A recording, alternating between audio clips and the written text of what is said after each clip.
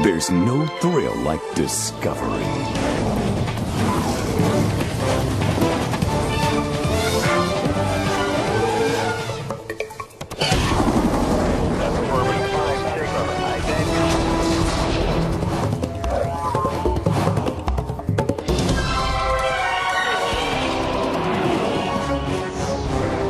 The Discovery Channel.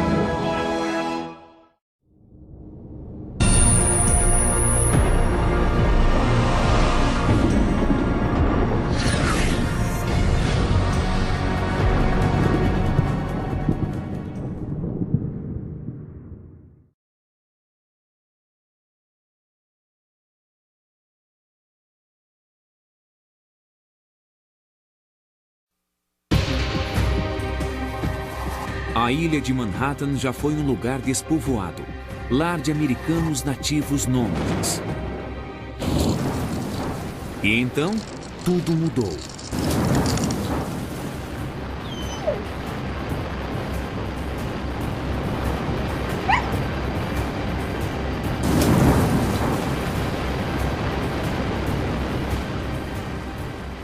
Esta é a história de como Nova York evoluiu para uma das cidades mais ricas e distintas do mundo.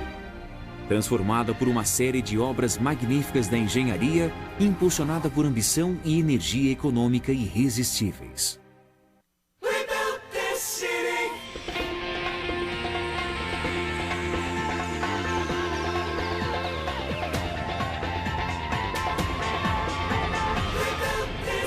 Desconstruindo.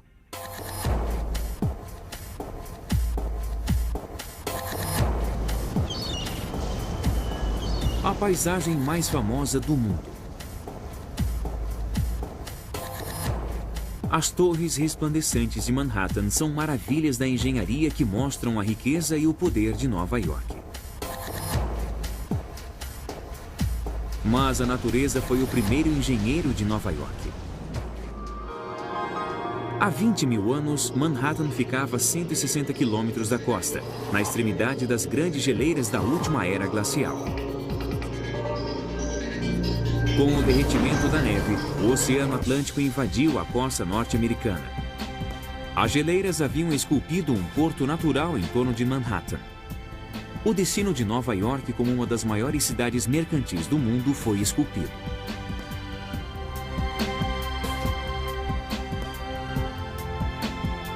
Quando os holandeses aqui chegaram em 1624, vieram não para colonizar, mas para fazer negócios. A Dutch West India Company batizou seu povoado de Nova Amsterdã, mesmo nome da cidade de canal deles da Holanda. Ainda há traços do povoado que construíram na cidade de Nova York de hoje, se souberam onde procurar. Diana Wall é uma das principais arqueólogas de Nova York. Uma das primeiras coisas que os holandeses construíram em Nova Amsterdã foi, é claro, um canal. Os holandeses tinham 3 pontes que atravessavam o canal, e uma delas ainda é honrada com o nome da rua, Bridge Street, que existe até hoje. E Broad Street fica onde era o próprio canal. Mas não existe mais ponte, então, para seguir corretamente a história, devo tirar os sapatos. Se o canal ainda existisse, teríamos de ir a Wall Street de barco. Mas no início de 1600, o posto mercantil operava no negativo. A Dutch West India Company fez uma última tentativa para salvar o povoado. Eles trouxeram um novo administrador para a colônia e Nova Amsterdã foi transformada. Foi construído um muro de defesa em volta de toda a divisa norte da cidade.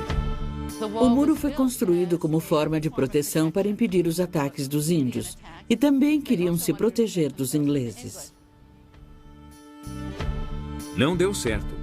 Quando os ingleses conquistaram Nova Amsterdã, vieram pelo mar. Com a expansão da cidade, os ingleses demoliram um muro. Hoje, Wall Street está onde ficava esse muro, e por isso tem esse nome. Assim, é claro que os ingleses assumiram. Mudaram o nome de Nova Amsterdã para Nova York, por causa do Duque de York. Onde hoje estão os portos de Lower East Side, outra hora fora o porto comercial de Nova York. Mas a margem utilizável aqui era bastante limitada. A resposta a esse problema viria para somar ao espírito de Nova York. Se a natureza não tivesse fornecido terra suficiente, os nova-iorquinos construiriam mais. Muitos dos arranha-céus modernos ficam em aterros, terras tomadas do rio. Essas ruas movimentadas são todas construídas em locais onde costumava ser o East River. Se a ilha tivesse o contorno original restaurado, é assim que ela seria. Com o acréscimo de novos quarteirões, nomes novos de rua tiveram de ser criados. Pearl Street, batizada por causa das ostras na costa. Depois, Water Street, ao longo da margem. Depois, Front Street, à margem do rio. E, finalmente, South Street. Arqueólogos descobriram que uma parte da cidade foi, na verdade, construída sobre lixo. Há alguns anos, Diana Wall escavou uma parte de aterro no local onde um prédio comercial seria construído. Aqui estamos nós, no meio do que era o East River. Hoje se pode ver um prédio comercial atrás de mim, mas em 1790 aquilo era o meio do rio. Com a abertura de um poço à prova d'água para as fundações dos quarteirões, Diana e seus colegas tiveram uma chance única de escavar o que já foi o fundo do East River. Isso permitiu uma visão de como os engenheiros criaram novos setores de terra 200 anos atrás. Foram encontrados cais de madeira bem preservados, que já estiveram à margem do rio onde os barcos eram atracados. Eles faziam as bases dos cais perto da margem e depois levavam boiando até o local e enchiam o cais com pedras para que afundassem no local. E então começavam a colocar o aterro atrás dele. Um corte transversal do que está abaixo desta parte de Manhattan revelaria como quase tudo, incluindo lixo, pode ter sido usado para este aterro. Arqueólogos sempre ficam ansiosos em escavar, principalmente no primeiro aterro, pois é comum encontrar muitos artefatos no lixo da cidade. Como uma maneira rápida de criar uma estrutura para segurar o aterro, navios e barcos às vezes eram afundados e enterrados. Ainda há um aqui embaixo do Museu do Porto de South Street.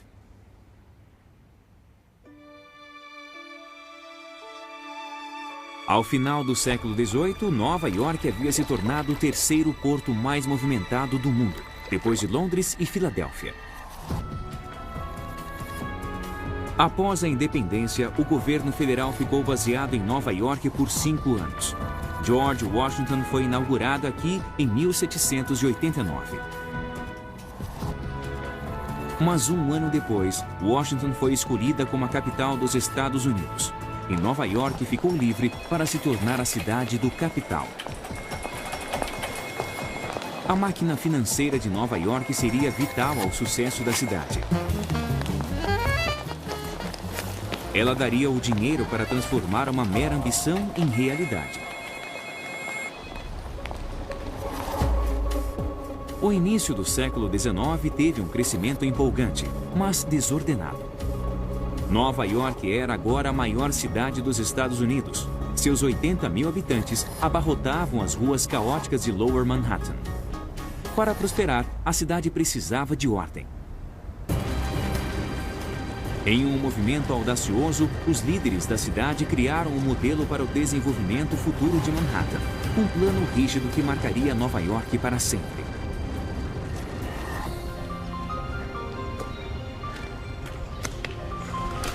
Para criarem tal plano, os comissários das ruas precisavam de um levantamento topográfico de Manhattan, mas na época não existia tal coisa. Um jovem de 20 anos, John Randall Jr., foi incumbido da tarefa de fazer o trabalho. Randall levaria mais de 10 anos no processo. Para Robin Redwood, um geógrafo que tem a mesma idade que John Randall tinha na época em que iniciou o levantamento, o plano dos comissários e o trabalho de Randall se tornaram uma obsessão. O plano foi publicado como um mapa gigante em 1811. A cópia na Biblioteca Pública de Nova York tem 2,5 metros de comprimento.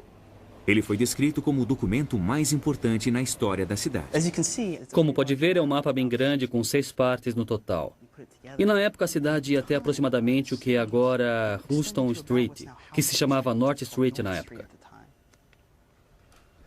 O plano mostra uma grade imaginária de ruas que se estendia até o restante de Manhattan, que na época era quase desabitada. Mostra uma fé extraordinária no destino de Nova York, mas recebeu algumas críticas. Paisagistas urbanos disseram que o plano de grade era um plano irreal. E muitos recomendaram que deviam ter usado diagonais, assim como em Washington. Mas o que os comissários faziam era imaginar a cidade do futuro. Não deviam imaginar uma metrópole imperial. A visão deles não estaria muito longe da paisagem real de Manhattan de 200 anos atrás. O cenário anterior é revelado em um tesouro pouco conhecido no gabinete do presidente do distrito de Manhattan. 92 mapas feitos por John Randall, chamados de mapas das fazendas. Quando a maioria das pessoas pensa em Manhattan, pensa em uma paisagem de concreto plana. E quando olhamos o mapa das fazendas, vemos uma paisagem bem diferente, com pântanos, riachos, baías, mas sobrepostas nessa paisagem estão as ruas e avenidas imaginárias do plano de grade. Aqui se pode ver o rio Harlem, seguindo direto para a 10ª Avenida. A 10ª Avenida neste cruzamento estava debaixo d'água na época. Os prédios, no meio de ruas e avenidas, estão diferentes do plano de grade. E, na verdade, quando contei todos os prédios, descobri que cerca de 40% de todos os pré-existentes estavam no meio de uma rua ou avenida do futuro plano de grade e teriam de ser demolidos. O plano enraiveceu os donos de tais propriedades. Há uma lenda segundo a qual Randall foi golpeado com alcachofras e perseguido por cães. John Randall? Tem uma ordem de prisão. Em um caso, Randall foi preso por invadir a propriedade de um homem chamado John Mills. Pode-se ver que aqui ficava a propriedade de John Mills, bem no meio da 6ª Avenida. Se a avenida fosse construída, a casa certamente teria de ser demolida. Talvez por isso o Sr. Mills estivesse um pouco nervoso com os topógrafos. Os mapas de Randall registram tanta informação sobre a posição da Terra antes da grade que Rubin foi capaz de criar uma imagem tridimensional de Manhattan. Podemos aproximar e ver diferentes ângulos de paisagem pré-grade de Manhattan. Graças a Randall, podemos ver como era a ilha antes dos comissários estamparem o plano de grade nela.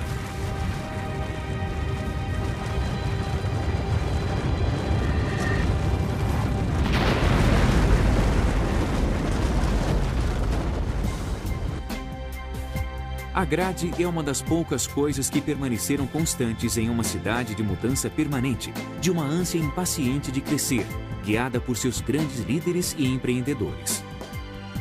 No início do século XIX, Nova York estava em competição acirrada com outros portos da costa leste. Aquele que tivesse sucesso em alcançar os recursos industriais e agrícolas crescentes do oeste americano teria ficado rico. Mas na costa leste, uma cadeia de montanhas bloqueava o caminho, exceto pela fenda 320 quilômetros ao norte da cidade de Nova York, criada pelo Vale Mohawk.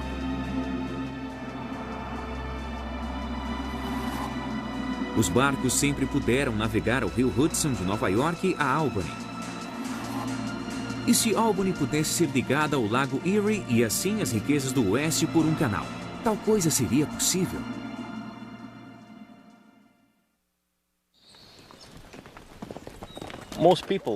A maioria das pessoas achava uma péssima ideia. Thomas Jefferson considerou loucura um canal. Então, o governo federal achou que o canal era uma péssima ideia. A decisão de construir esse canal seria somente do estado de Nova York. Os canais da Europa e Inglaterra geralmente eram pequenos, 30, 50, 80 quilômetros de comprimento. E americanos arrogantes, sem conhecimento de engenharia, propuseram construir aquele que seria o mais longo canal do mundo. Pode ter parecido loucura, mas seguiram em frente mesmo assim. A escala do projeto era imensa. O canal teria 584 quilômetros de comprimento, com 83 comportas e 18 galerias. E tudo seria construído sem maquinário moderno. A primeira pá de terra no canal Erie foi cavada aqui, em Roma, Nova York, onde agora há um museu dirigido pelo ferreiro e especialista em canais, Michael Milewski. A primeira dificuldade foi remover todas as árvores. Aqui era uma floresta muito fechada, então todas as árvores tiveram de ser cortadas. E então a escavação poderia começar. Eles tinham de escavar à mão com pás e picaretas. Usavam bois, cavalos, arados, essas coisas. E isso se a terra fosse boa para trabalhar. Podia-se encontrar pedras enormes que tinham de ser removidas. Podia-se encontrar pântanos, areia movediça, esterco, solo preto. Também havia mosquitos que transmitiam malária. Eles não conheciam a malária, não sabiam que podia matar. Mas, além dos desafios físicos, havia um problema técnico que ameaçava abalar todo o esquema do canal. Comportas eram necessárias para levantar ou baixar barcaças onde o nível do canal mudava. Mas o material de construção mais disponível em Nova York era a madeira. Isso não servia para comportas porque poderia apodrecer. A resposta era construir a maior parte da estrutura da comporta de pedra. O problema era fazer juntas a prova d'água entre as pedras. Mas na época, o cimento não era feito nos Estados Unidos e a importação era muito cara. Sem cimento, não haveria comportas duráveis e sem comportas, não haveria canal. Por acaso encontramos os materiais que precisávamos para fazer cimento hidráulico a 50 quilômetros a oeste de nós, e isso salvou a construção do canal.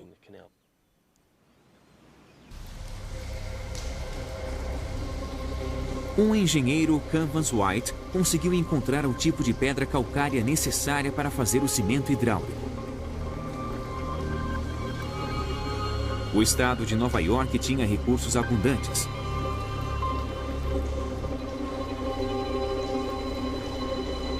Essa é uma mina de pedra calcária, uma espécie de pedreira subterrânea.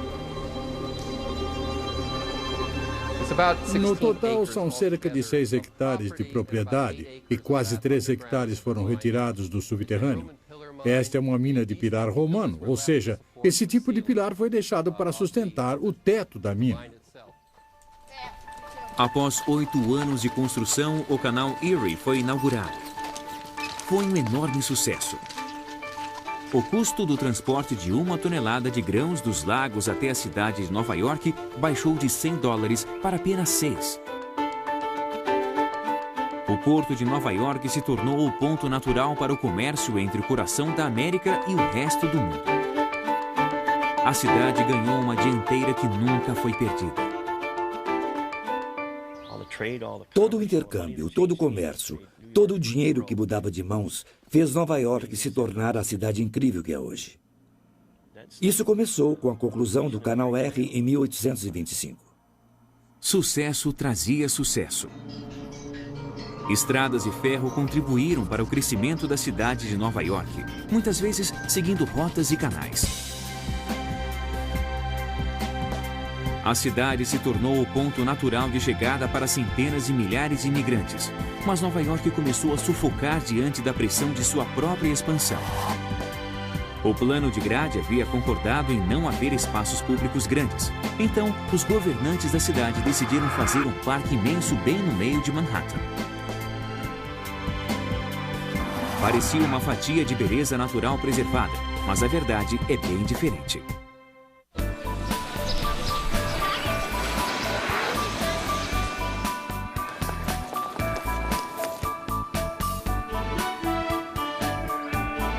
Esses hectares verdes não são um acidente geográfico. São uma façanha da engenharia.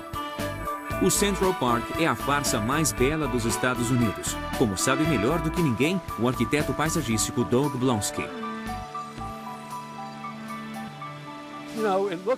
Isso aqui parece que é natural, mas na verdade não é. É como uma Disneylândia. Na realidade, é uma arte paisagística fenomenal.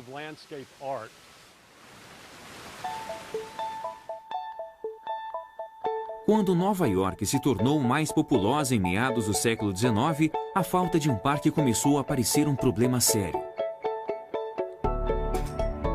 Líderes da comunidade exigiram que 340 hectares de Manhattan Central fossem direcionados para um parque público. Foi para promover o dever cívico, mas também para competir com os grandes parques urbanos da Europa. A terra que escolheram no centro de Manhattan sequer era uma área rural na época.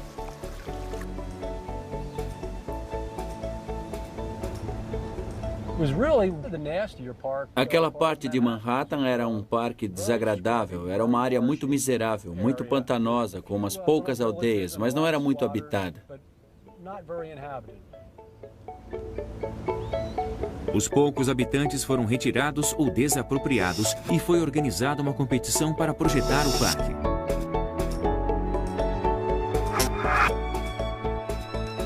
O plano vencedor propunha uma série de vistas pitorescas, como cenas de quadros pelas quais o visitante passaria como que em uma galeria.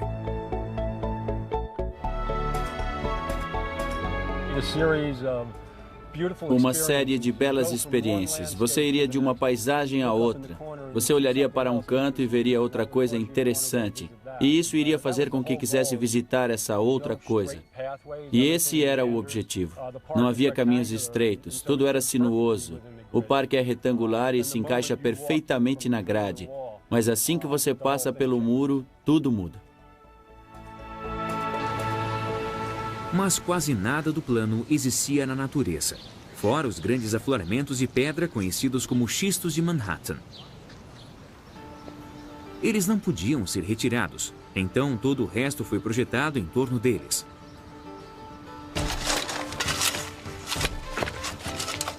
Mais de 3.000 homens trabalharam durante uma década para transformar um lugar ermo em um livro de pinturas. Com as ferramentas mais básicas, eles criaram riachos e cascatas, colinas e planícies, retirando 1 milhão de carroças de terra.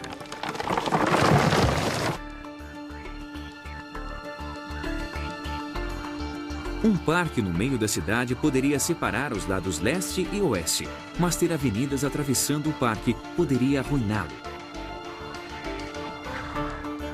A solução do problema foi criativa. Passar as avenidas abaixo do nível do parque, mas às vezes isso significava atravessar rocha sólida.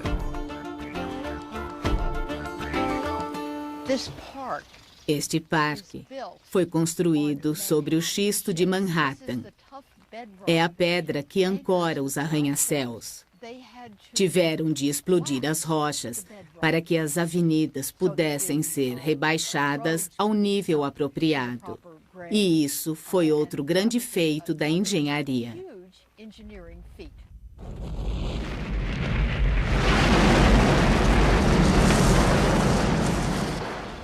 O plano teve tanto sucesso que até hoje o trânsito passa quase imperceptível e inaudível.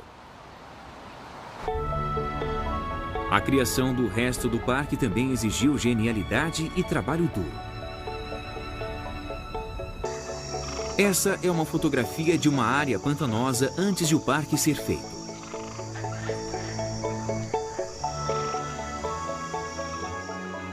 E é assim que os paisagistas propuseram transformá-la em um belo lago.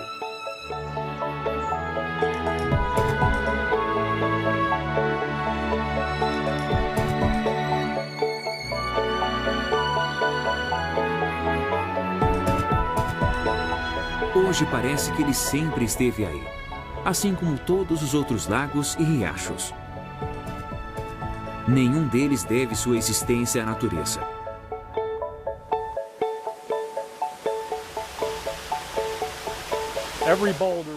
Cada seixo que está aí para fazer essa cascata fenomenal foi colocado pelo homem. Mas também podemos fechar a água num estalar de dedos. Eu vou mostrar um segredinho, se você quiser ver, vamos fechar esta aqui. Toda a água no Central Park é alimentada pelo sistema hídrico da cidade e também pela chuva. É aqui que fechamos a válvula da água que passa por cima da cascata.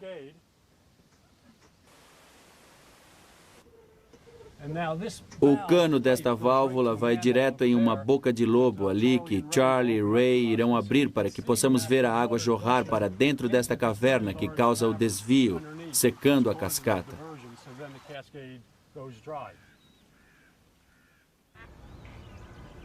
Se soubermos que vai chover forte à noite, diminuímos a água consideravelmente. Sem essa precaução, o lago transbordaria. Imensas represas subterrâneas contêm válvulas para drenar o excesso de água para dentro do sistema de esgoto da cidade.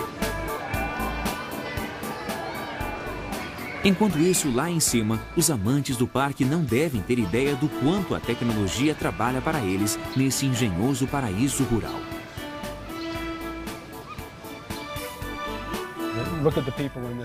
E veja as pessoas no parque hoje. Veja o quanto o parque é magnífico. Isso é um testamento do sucesso incrível de projeto.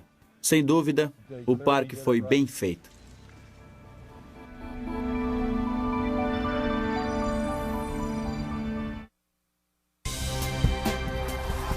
Durante a segunda metade do século XIX, imigrantes chegavam em grande número a Nova York e o crescimento da cidade superou todas as previsões. Em 1870, 50 mil pessoas iam para Manhattan todos os dias atravessando o East River, vindos do Brooklyn. Logo, as companhias de balsa não conseguiriam suportar. E assim nascia o projeto de engenharia mais ambicioso do século XIX.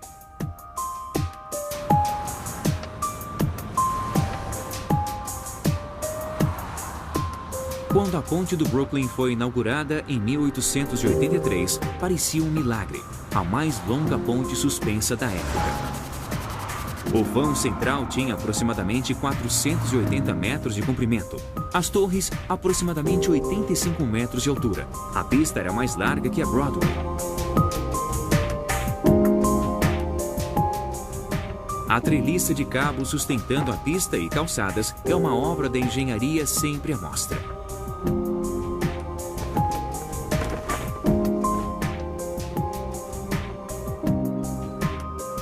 Mas escondido sob a água está uma conquista ainda mais surpreendente.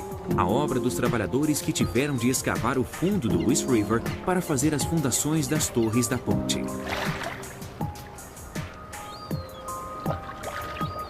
Se você olhar para o rio aqui, o leito de pedra ficava a cerca de 24 metros de profundidade. Era necessário chegar até um ponto sólido para a fundação suportar o peso enorme desta ponte magnífica. Uma caixa imensa chamada ensecadeira, que tinha o tamanho de um quarteirão e era feita de madeira e aço, foi colocada flutuando no rio. À medida que os blocos de granito eram colocados, ela afundou até o leito do rio. A ensecadeira era aberta no fundo e, à medida que os trabalhadores escavavam, ela afundava ainda mais, chegando à rocha. A ensecadeira era bombeada com ar comprimido, evitando que a água do rio entrasse. A pressão do ar compensava a pressão da água. Os trabalhadores entravam e saíam da ensecadeira por uma câmara de compressão. As condições do lado de dentro eram terríveis.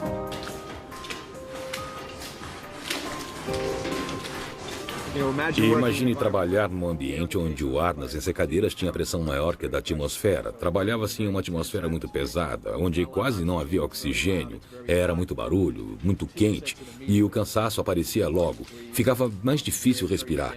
O ar era parado. Aquilo era o mais próximo que se podia chegar do inferno aqui na Terra. Infelizmente, nada se sabia sobre os perigos de se trabalhar sob pressão.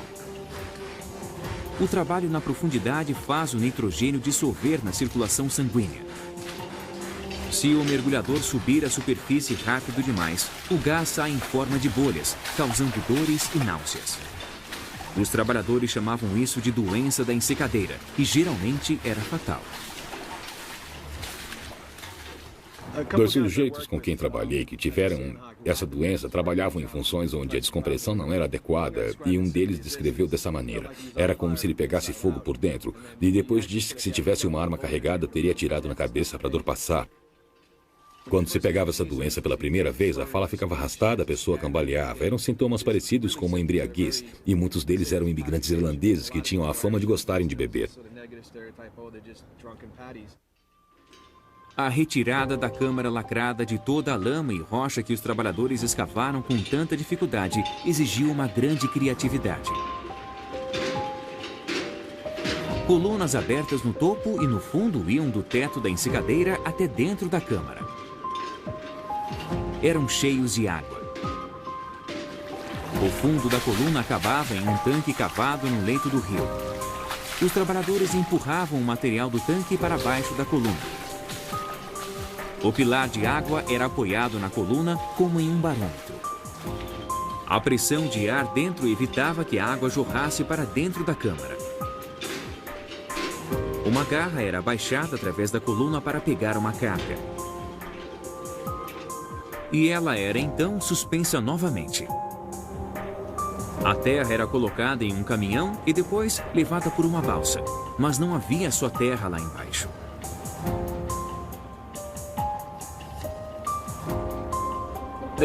Começaram a atingir muitas pedras, muitas rochas enormes. E como se quebra uma rocha quando não se tem explosivos? Eu fiz esse trabalho. Você tem que retirar lascas. E embaixo da cidade de Nova York está uma das rochas mais duras do mundo. Decidiram usar pólvora, uns explosivos que eram muito voláteis. Aquilo era loucura. Eu não queria estar lá embaixo.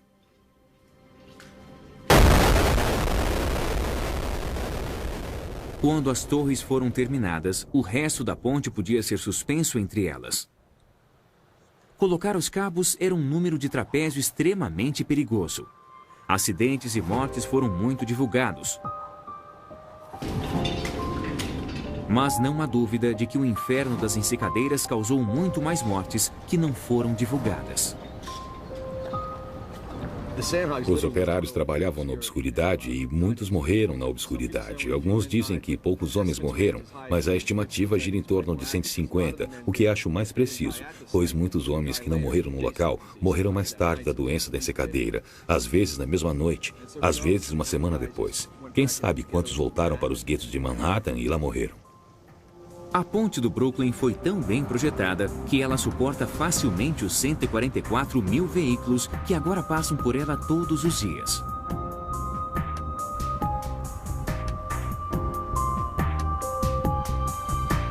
Em 1900, depois de um século de expansão sem paralelos, a população da cidade de Nova York superou a de Paris. Agora, Nova York lideraria o caminho para uma nova era tecnológica e um fenômeno que chegou aqui primeiro mudaria não apenas a cidade, mas o mundo todo, a eletricidade. Hoje, Nova York é uma cidade de muitas luzes.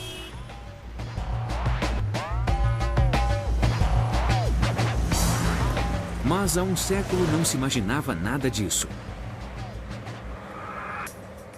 Em 1870, lâmpadas de arco voltaico iluminavam algumas vias públicas como a Broadway, mas eram muito fortes para casas e comércios.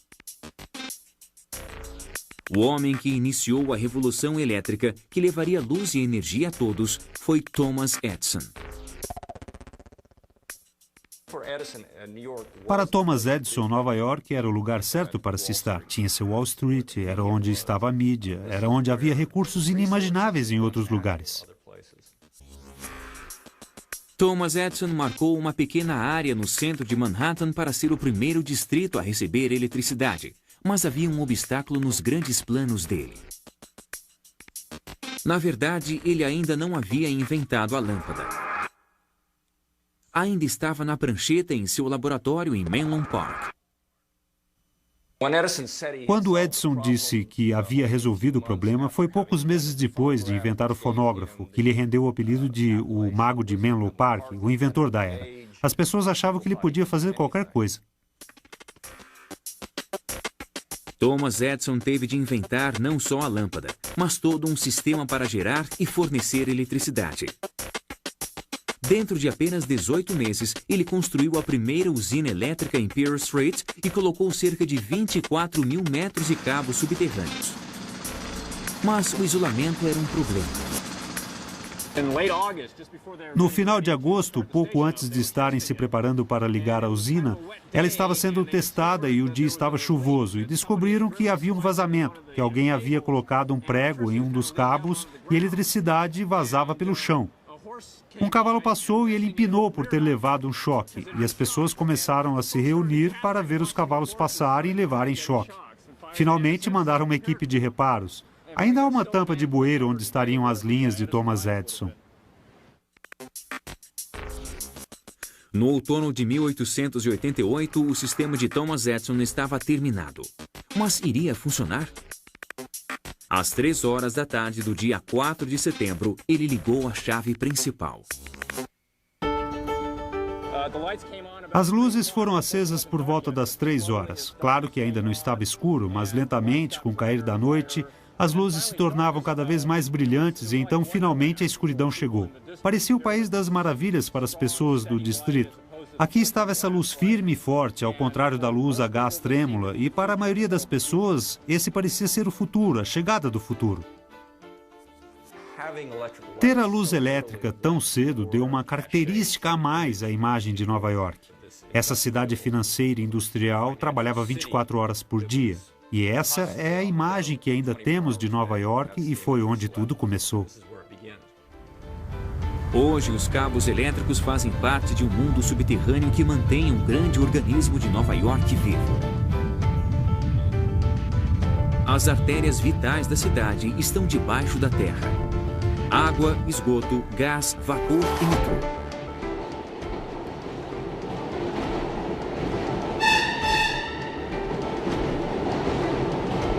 Enquanto isso, a Nova York que todos reconhecem é a que está acima do solo, bem acima do solo.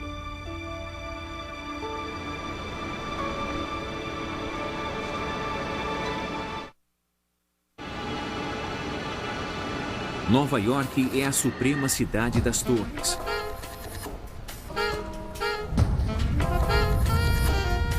Uma das autoridades mais notáveis em arranha-céus dos Estados Unidos é o escritor Paul Goldberger. Nova York é onde o arranha-céu cresceu e se tornou uma obra de arte.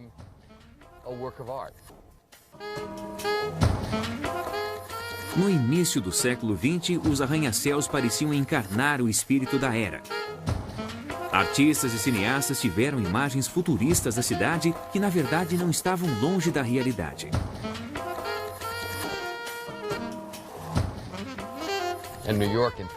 E Nova York, em particular, definiria a modernidade no mundo. Muitos arranha-céus juntos, um senso de energia, congestionamento, todas essas pessoas correndo em volta, pontes no céu de um prédio ao outro, dirigíveis. Todas essas coisas fazem desta cidade quase uma coisa orgânica poderosa, na qual há tanta energia, tanta paixão, que ela não pode ser detida, apenas continua a ir em frente.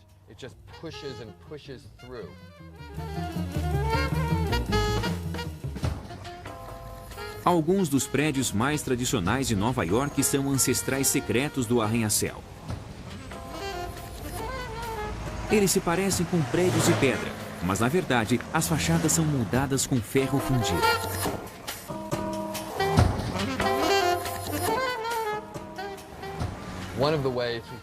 Uma das maneiras de descobrirmos se um prédio é realmente de ferro fundido é levar um ímã, que lhe dirá se o que você pensa ser pedra é na verdade um prédio de ferro. O teste do ferro fundido funciona.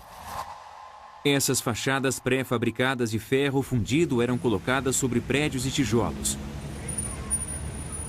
Mas, na verdade, prédios altos não podiam ser construídos de tijolo, pois as paredes teriam de ser grossas demais para suportar o próprio peso. No final do século XIX, a rival de Nova York na corrida de construções altas, Chicago, foi a primeira a usar armação de aço para sustentar um prédio. Isso se tornou um princípio fundamental na engenharia de arranha-céus.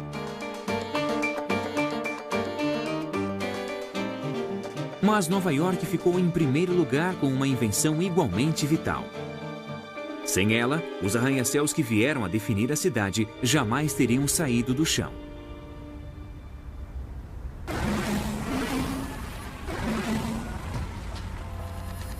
O primeiro prédio comercial a ter um elevador de passageiros foi o Equitable Life Building de Nova York. Até então, os andares inferiores de um prédio eram os de maior prestígio. Hoje entendemos que em um edifício comercial os andares de cima são mais valiosos que os de baixo e o aluguel é mais caro. Antes do elevador era o oposto, pois quem queria subir escadas? Então os andares mais valiosos eram o primeiro ou às vezes o segundo. Quando o elevador foi inventado, a economia fez uma reviravolta e, de repente, os andares superiores se tornaram mais desejados. Essa foi uma invenção importantíssima que transformaria a natureza das cidades em todo o mundo.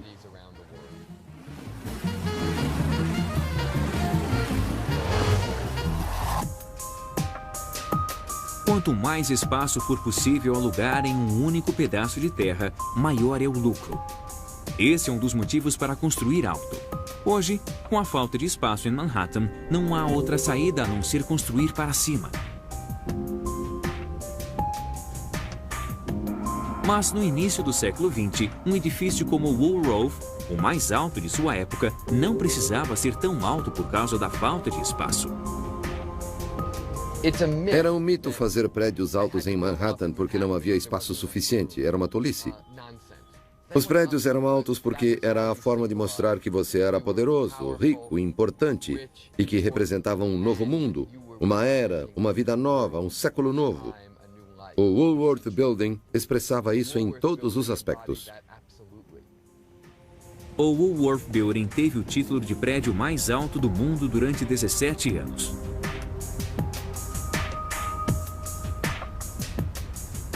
E então, em 1930, outro prédio de Nova York arrebatou a coroa. Mas isso aconteceu após uma disputa entre dois arquitetos rivais.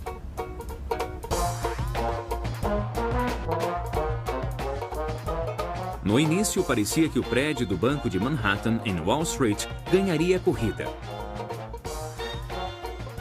Segundo o projeto, era alguns centímetros mais alto que o rival, o Chrysler Building, que era construído na Rua 42. Os construtores de Wall Street comemoravam, mas uma surpresa devastadora os aguardava. O arquiteto do Chrysler Building teve uma ideia brilhante. Ele montou dentro da cobertura de observação do Chrysler uma ponta adicional. Depois que o edifício de Wall Street foi concluído, imediatamente o Chrysler subiu, com a ponta secreta no topo que foi levantada pelo telhado. Nessa altura, não havia nada que pudessem fazer, a não ser reconhecer que o Chrysler Building era o prédio mais alto do mundo. Mas não por muito tempo. O trabalho já havia começado no prédio que se tornaria sinônimo da palavra arranha-céu. Os construtores do Empire State Building iniciaram um prédio que seria melhor do que o Chrysler e ficariam famosos. O Empire State Building foi projetado brilhantemente e construído muito rápido. Haviam organizado a construção como uma operação militar, com muitas partes do edifício preparadas antes e apenas montadas.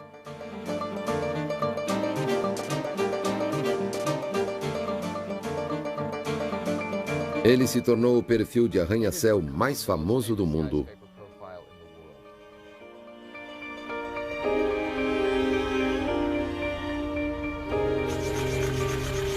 E no topo desse perfil, uma ponta que foi projetada originalmente para ser um ancoradouro para dirigíveis. Atravessar o Atlântico em um dirigível, depois atracar bem no topo do Empire State Building, descer por elevador e chegar em Nova York. Uma noção maravilhosa, só que não fazia sentido nenhum.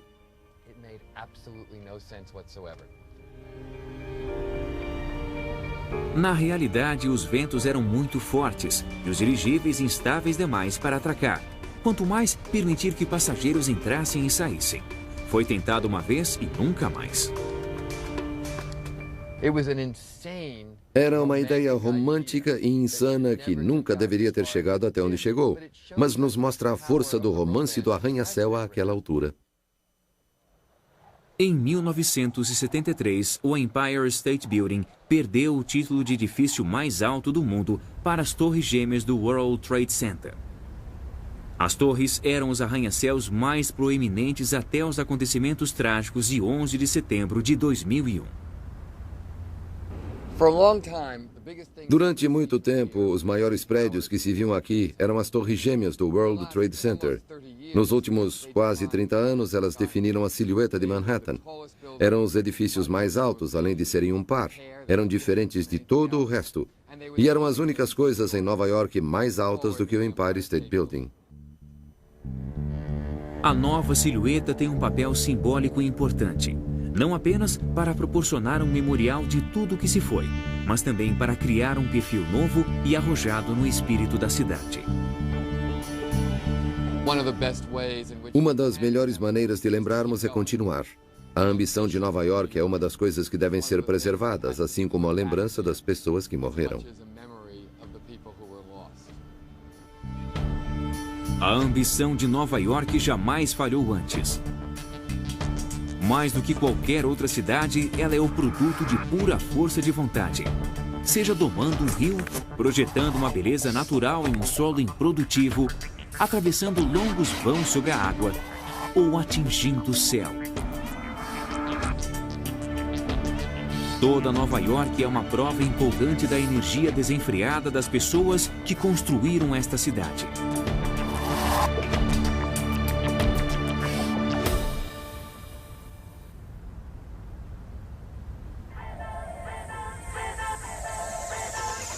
Versão brasileira Clone.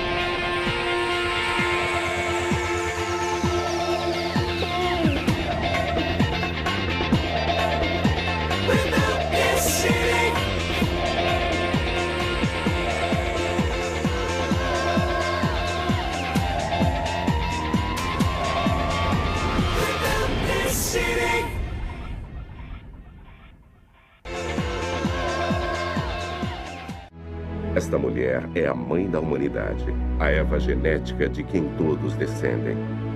Ela viveu há 150 mil anos na África Oriental e todos na Terra são descendentes dela. Suas filhas e netas levariam os seres humanos modernos para fora da África para povoar o resto do mundo. A mais incrível e importante jornada que a humanidade realizaria. O rastreamento genético, pela primeira vez, nos dá um mapa da rota de nossa jornada. Com ele, podemos seguir nossas famílias a partir de Eva, enquanto elas viajam por um mundo vazio, superam dificuldades, se separam e vão por caminhos diferentes para descobrir novas terras. Conta pela primeira vez quem nós somos e de onde viemos. As questões mais profundas que atormentaram a humanidade desde que levantamos nossas cabeças e olhamos para as estrelas.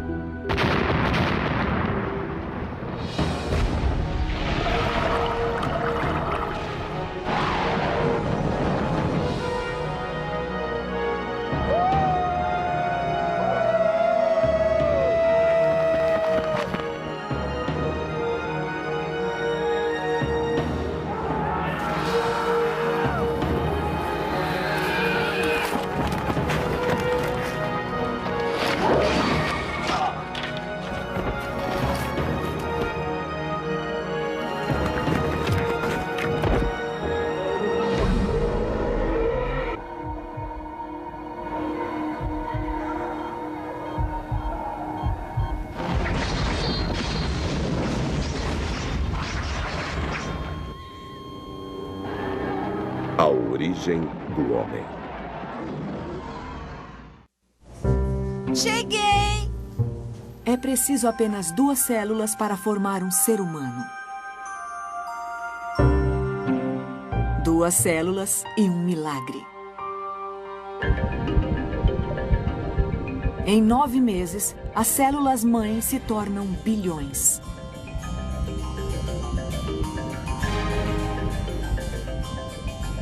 Onde não havia nada, agora cresce um ser humano minúsculo, protegido e abrigado docemente dentro do útero materno.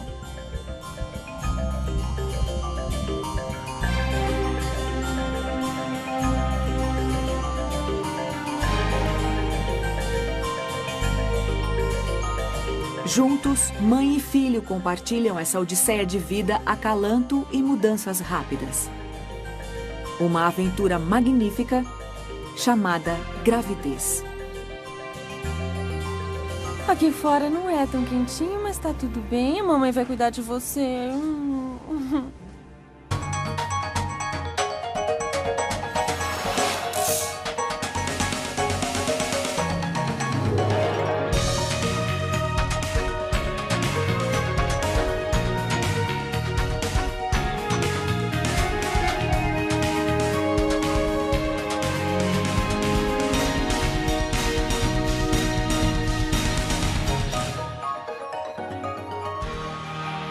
O guia completo, gravidez.